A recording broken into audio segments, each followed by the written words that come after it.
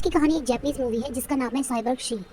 Movie का start movie के main character zero से होता है, जो कि एक यूनिवर्सिटी स्टूडेंट है और क्योंकि उसका इस दुनिया में कोई भी नहीं है, इसलिए वो अपना बर्थडे अकेले ही मनाता है। आज भी उसका बर्थडे है और वो अपने आप को गिफ्ट करने के लिए एक वॉच लेने के लिए मॉल में आया है और इस वक्त उसे अपना 1 साल पहले वाला दिन याद आ रहा है, यानी उसकी वो बर्थडे जिस दिन वो अकेला नहीं था। अब मूवी फ्लैशबैक में जाती है और हमें 1 साल पहले का सीन दिखाया जाता है, जहाँ जीरो मूवी के स्टार्ट में दिखाए जाने वाले मॉल में है और वहीं पर उसे एक बहुत प्यारी सी यंग गर्ल नजर आई थी, जिसने काफी अजीब या कह सकते हैं कि बहुत यूनिक कपड़े पहने हुए थे। वो दोनों जैसे ही एक दूसरे को देखते हैं तो वो कुछ देर आपस में एक दूसरे को देखते रहते हैं और फिर वो लड़की आगे बढ़कर मॉल में से एक सूट चुरा लेती है, जिसके बाद वो सबकी नजरों से बचकर वहाँ से गायब हो गई थी। जीरो को उसकी ये हरकत अजीब तो लगी पड़ जाता है और वो लड़की जीरो का कंटिन्यूसली पीछा करना शुरू कर देती है। अब यहाँ जीरो एक रेस्टोरेंट में आ गया था, जहाँ पर हमेशा वो अपना बर्थडे मनाया करता था। वो लड़की भी रेस्टोरेंट पहुँचकर जीरो के साथ आकर बैठ जाती है, जहाँ जीरो ने अपने लिए सिर्फ नूडल्स ही मन पाई थी और वो वही एंजॉय कर रहा था। जबकि वो लड़की इतना ज्यादा ऑर्डर कर देती है कि सारा का सारा टेबल उसी के खाने से भर जाता है और जीरो के लिए इससे भी ज्यादा हैरानी की बात ये थी कि वो लड़की सब कुछ खा गई थी। उसकी खाली प्लेट्स को देखकर जीरो ये सोच रहा था कि उन सब चीजों के बदले होटल वाले उनसे कितना काम लेंगे, क्योंकि उसके पास इतने ज्यादा पैसे तो नहीं थे और अब बिल के मिलने पर उसे सच में हार्ट अटैक आने वाला था। लेकिन तभी वो लड़की जीरो के हाथ से बिल ले लेती है और उसे कहती है कि तुम बाहर जाकर मेरा वेट करो, मैं इसे हैंडल कर लूंगी। और बाहर आने पर जीरो तब हैरान और परेशान हुआ था जब वो देखता है कि लड़की बहुत तेजी से भाग रही है, यानी उसका मतलब था कि लड़की उन्हें धोखा दे आई है और पैसे तो अब जीरो के पास भी नहीं थे, इसीलिए वो भी मुजरिमों की तरह लड़की के पीछे भागने लगा था। जबकि उनके पीछे रेस्टोरेंट मैनेजर उनको पकड़ने के लिए भाग रहा था, जिससे बचते हुए आखिर वो लोग एक सुनसान रोड पर आ जाते हैं। और अब इस रोड पर आने के बाद वो लड़की जीरो से आंखें बंद करने को कहती है। वो कहती है कि अपनी आंखें तब तक ना खोलना जब तक मैं यहाँ से चली न जाऊँ। वो उसे बताती है कि असल में मैं फ्यूचर से आई हूँ और इसीलिए मुझे जाना होगा। और उसके जाते ही जीरो भी काफी उदास था, क्योंकि ये उसका पहला बर्थडे था जिस पर कोई न कोई उसके साथ था। मूवी अब दोबारा प्रेजेंट सीन में आती है, जहाँ पर जीरो आज भी उसी रेस्टोरेंट में बैठा नूडल्स एंजॉय कर रहा था और उसी दौरान किसी रैंडम रोड पर बिजली गिरी थी, जिसकी वजह से उस रोड पर काफी ज्यादा हाल काफी बुरा था। कुछ ही देर में वो बिजली लाइट बॉल में चेंज होती हुई एक ह्यूमन लाइक रोबोट में ट्रांसफॉर्म हो जाती है और अब हम पर रिवील होता है कि ये वही लड़की है जो जीरो को 1 साल पहले मिली थी, पर अब उसका बिहेवियर काफी चेंज हो गया था।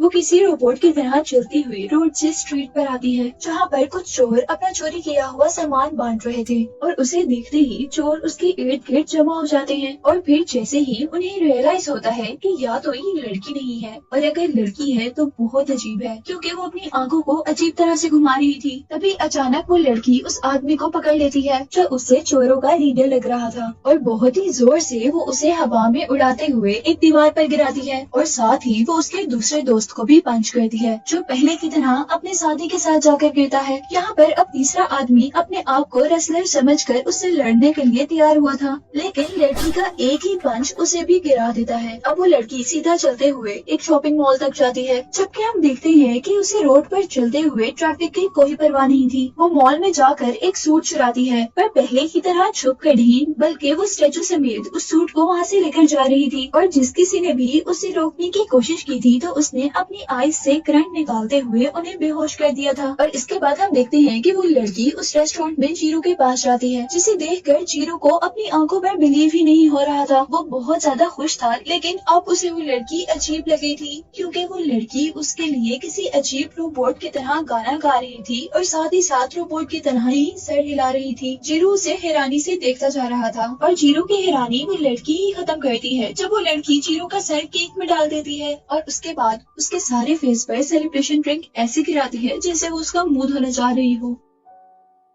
जीरो के लिए ये सच में बहुत ही एम्बेरेसिंग था। तभी यहाँ हम देखते हैं कि रेस्टोरेंट में एक मिस्टीरियस आदमी घुस आता है, जिसने पागलों की तरह हंसते हुए सब लोगों पर शूट करना शुरू कर दिया था। यहाँ वो लड़की जल्दी से जीरो का सर नीचे कर उसे बचाती है। इसके बाद वो गांजा आदमी अपने मुंह में गैसोलीन भर लेता है और स्टंट दिखाते हुए मुंह से आग लगाते हुए वहाँ पर चीजें जलाना शुरू कर देता है। और तभी अब जीरो को बचाने वाली लड़की वहाँ से बोतल उठाकर उस आदमी को मारती है और सिर्फ पलक झपकने के वक्त में वो जीरो के पास से उस मिस्टीरियस आदमी के पास पहुंच जाती है। उसके हाथ में पकड़ा हुआ वेपन उसे लेकर दूर फेंकती है और वहाँ रखा हुआ सारा गैसोलीन उसके मुंह के अंदर डाल देती है, जिसके बाद वो आदमी को उठाकर वहाँ से दूर पेड़ों के पार गिरा देती है। यहाँ वो लड़की सबको छुड़ाने में कामयाब तो हो गई थी, लेकिन जीरो इस सबसे बहुत ज्यादा हैरान था और बाहर आने पर वो देखता है कि वो पागल आदमी अपने पेट के अंदर से गैसोलीन निकालने में बिजी है, जबकि उस लड़की को उसकी कोई परवाह नहीं थी। और तभी ऊपर से एक जलती हुई सिगरेट आकर गिरती है, जिससे वो आदमी वहाँ पर जलकर मर जाता है। इसके बाद वो लोग जीरो के अपार्टमेंट आ जाते हैं, जहाँ वो लड़की उसे अपना असल बताती है। वो अपनी आंखों से एक होलोग्राम क्रिएट करते हुए उसे बताती है कि असल में वो एक साइबोर्ग है और वो फ्यूचर से आई है, क्योंकि उसे ओल्ड जीरो ने भेजा है। वो उसे दिखाती है कि ये होलोग्राम में जो नजर आ रहा है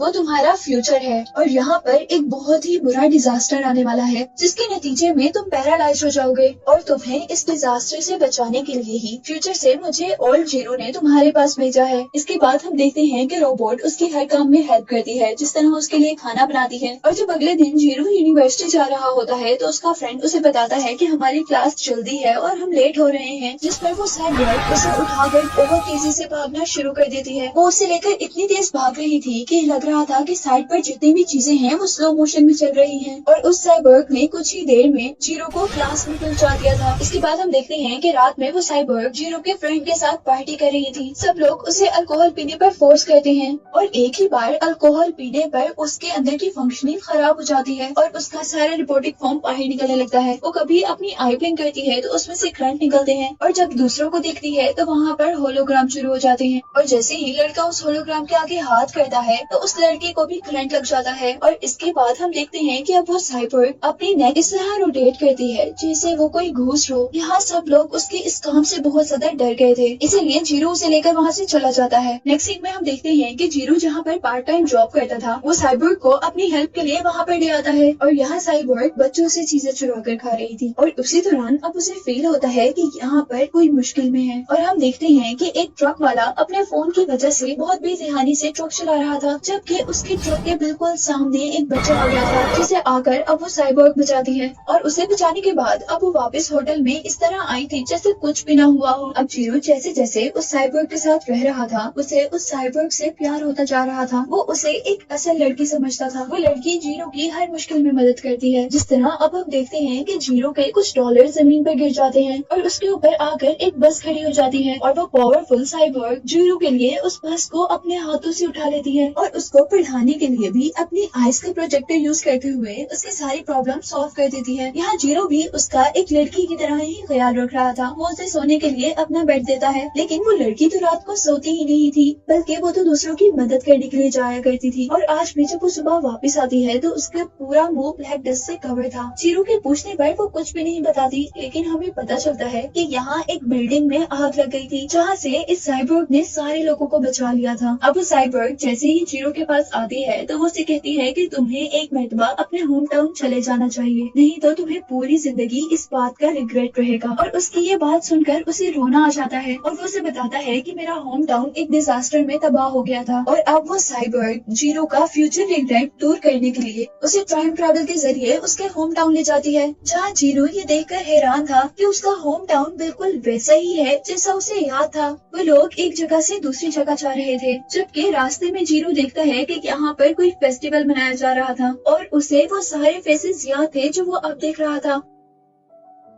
अपने घर जाकर जीरो अपना बचपन भी देखता है, जहाँ उसकी मॉम भी थी और वो अपने घर में उस जगह पर भी जाता है जहाँ वो हमेशा से अपनी सीक्रेट चीजें रखा करता था, जहाँ पर जीरो को अपनी फैमिली फोटो के साथ साथ अपने कुछ बचपन के खिलौने भी मिलते हैं। और यहीं से सीन कट होकर अब हमें जीरो को हॉस्पिटल में दिखाया जाता है, क्योंकि वो बहुत ज्यादा बीमार था टाइम ट्रेवल के साइड इफेक्ट से। होश आने पर वो टीवी चलाता है, जहाँ न्यूज में एक स्कूल को दिखाया जा रहा था जिसके इर्द गिर्द पुलिस थी, क्योंकि स्कूल के अंदर एक क्रिमिनल ने सारे स्टूडेंट्स को हॉस्टेज बना लिया था और वो कह रहा था कि मैं टीचर्स के साथ साथ यहाँ पर सारे स्टूडेंट्स को भी मार दूंगा। और पुलिस उस क्रिमिनल के आगे कुछ भी नहीं कर पा रही थी। और तभी हम देखते हैं कि यहाँ पर एक लड़की आती है इनक्रेडिबल स्पीड से भागते हुए और वो उस आदमी को बहुत आसानी से पकड़कर खिड़की से बाहर फेंकती है और पुलिस वालों के हवाले कर देती है। और नेक्स्ट सेकंड हम उस लड़की को देखते हैं कि वो लड़की जीरो के पास थी, यानी वो लड़की वहाँ पर जो गई थी वो साइबोर्ग ही थी। और इससे अब जीरो को लग रहा था कि उसकी फ्रेंड एक सुपर हीरो है। इसके बाद हम देखते हैं कि जीरो ठीक हो गया था, जहाँ वो उसे जेलस करवाने के लिए उसे बिल्कुल भी भाव नहीं दे रहा था। वो उसे जेलस करवाना चाहता था, लेकिन उसके अंदर तो इमोशंस ही नहीं थे, इसीलिए वो जेलस भी नहीं हो रही थी। और अब हम देखते हैं कि पार्टी से बाहर आने पर एक लड़की जीरो को थप्पड़ मार देती है, जिसे देखकर साइबोर्ग को गुस्सा आ जाता है और वो उस लड़की को उठाकर अपने करीब एक पूल में फेंक देती है। और यहाँ पर अब जीरो को बहुत ज्यादा गुस्सा आ गया था। वो साइबोर्ग से कहता है, तुम हमेशा मेरे चाहने से ऑपोजिट करती हो, मुझे तुम्हारी बिल्कुल भी जरूरत नहीं है और तुम यहाँ से चले जाओ। और ये कहकर वो दूर चला जाता है। जीरो उसे लेकर उसी जगह पे जाता है जहाँ से पहले वो लड़की फ्यूचर में गई थी, और वहाँ जाकर वो आंखें बंद करके कहता है कि तुम यहाँ से चली जाओ, मैं तुम्हें यहाँ पर कभी नहीं देखना चाहूंगा।